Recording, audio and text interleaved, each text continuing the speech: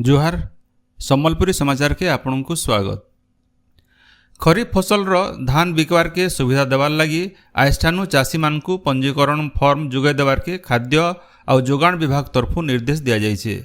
ई मासर शेष तक चाषी मानकु फॉर्म दिया जिबा आउ आबा मास 16 तारिख तक चाषी माने फॉर्म दाखल करबार के धारिज करा जाइछे। चाषी मानकर पंजीकरण काम आबा गुरुवार नु अगस्त मासर 22 तारिख तक चलबा। हेन्ता फॉर्म मानकर जांच उतरू आबा सेप्टेम्बर शेष आड़के धान बिक्री तालिका बाहर करा जिबा। पुरी श्रीमंदिर रत्नभंडार के 46 बछर उतरू खोला जाइछे। निजे मुख्यमंत्री मोहन चरण माझी सामाजिक गणमाध्यम जरिए ई सूचना देवार संगे महाप्रभु श्री जगन्नाथंकर आज्ञा थी रत्नभंडार खुल्ला बोली कहिछन। श्रीमंदिर रत्नभंडार जांच कमिटीर अध्यक्ष जस्टिस विश्वनाथ रथ, श्रीमंदिर मुख्य प्रशासक डॉक्टर अरविंद पाढ़ींकर सहित 11 जनिया दल रत्नभंडार खुलबार समयाथी उपस्थित थिले। हेले रत्नभंडार मानकर गणती मनती नाई है। बाहर रत्नभंडार नु रत्न मानकु बाहर करी स्वतंत्र भावे करा जाइथिबार स्ट्रंग रूम थी सील करी रखा जाइछे। भीतर रत्नभंडार चाबी थी नाई खुल्ला। हेथिर लगी राज्य सरकारंकर अनुमोदित मार्गदर्शिका अनुसार भीतर रत्नभंडार रो ताला भंगा गला। भीतर रत्नभंडार रो सिंदूक आर आलमीरा मानकु रत्न रहीचे आर गोटे दिने भीतर रत्नभंडार नु रत्न कढ़ा जिबा बोली डॉक्टर पाढ़ी कहिछन।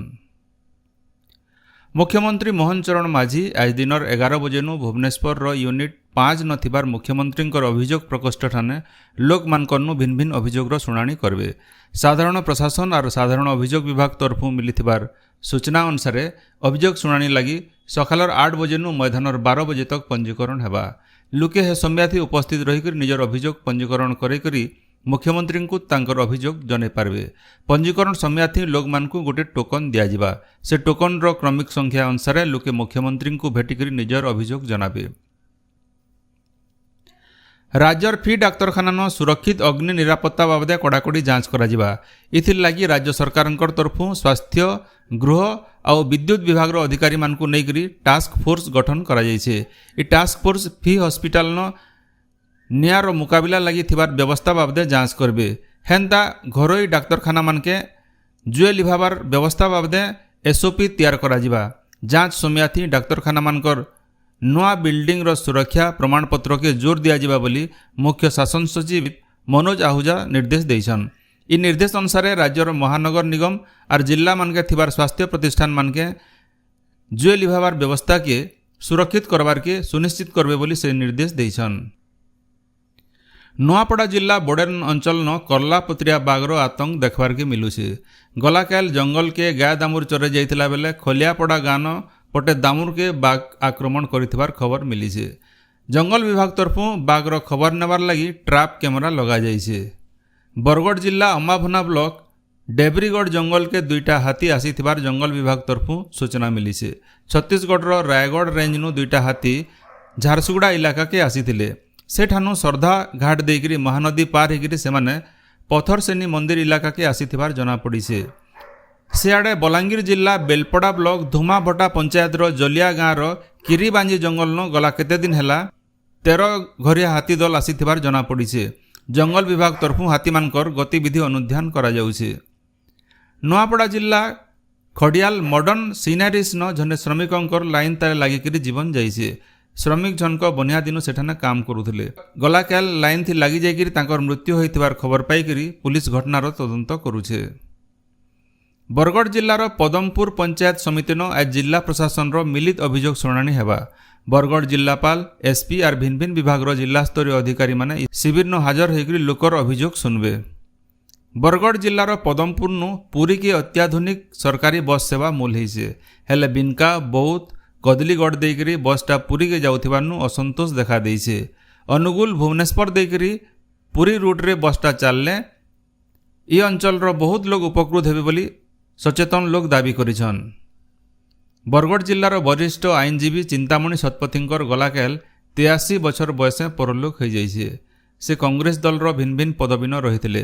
बरगढ़ महिला कॉलेज, टीएफ कॉलेज, आईन कॉलेज प्रतिष्ठान तांकर गुरुत्वपूर्ण भूमिका रहिथिला। बरगढ़ जीरा नदी स्वर्गद्वार न अंतिम सत्कार कार्यक्रम थी बरगढ़ रो बहुत विशिष्ट व्यक्ति सामिल होइथिले।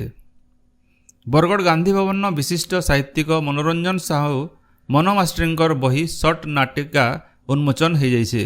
अरुण महांतींकर अध्यक्षतान होइतिबार सभान नाट्यकार जगदानंद छुरिया और बरगढ़ विधायक अश्विनी षडंगी जोग देथिले।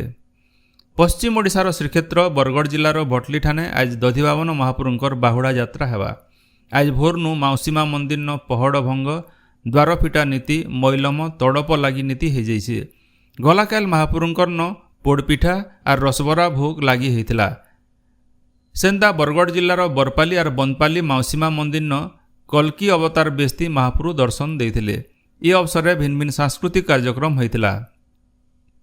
ओडिशा मानवाधिकार कमिशनर अध्यक्ष जस्टिस शत्रुघ्न पुजारी गलाकाल बरगढ़ जिला गस्त करिछन। ताकर गस्त समय थी श्री पुजारी जिलार स्वास्थ्य सेवा और आईन श्रृंखला बाबदन विभागीय अधिकारी मानकर संगे समीक्षा करिछन। वर्षा ऋतु थी सबू डाक्तरखाना मानके डायरिया सांपचवा इंजेक्शन मौजूद रखबार लगी स्वास्थ्य विभाग के निर्देश देइछन। सामाजिक बासन बागीर कुसंस्कार के दूर करवार लगी लोक को सचेतन करवार उपरे श्री पुजारी जोर देइछन। बरगढ़ जिलार बरपाली मुख्यमंत्री बस सेवा गलाकाल उद्घाटन हो जाइए। बरपाली सिकिड्डी बलिटिकरा कतुरकोटा तुलंडी पाटकुलुंडा आउ कांसीर रूट थी इ बस चलबा बोली बरपाली वीडियो सुमंत कुम्हार सूचना देइछन।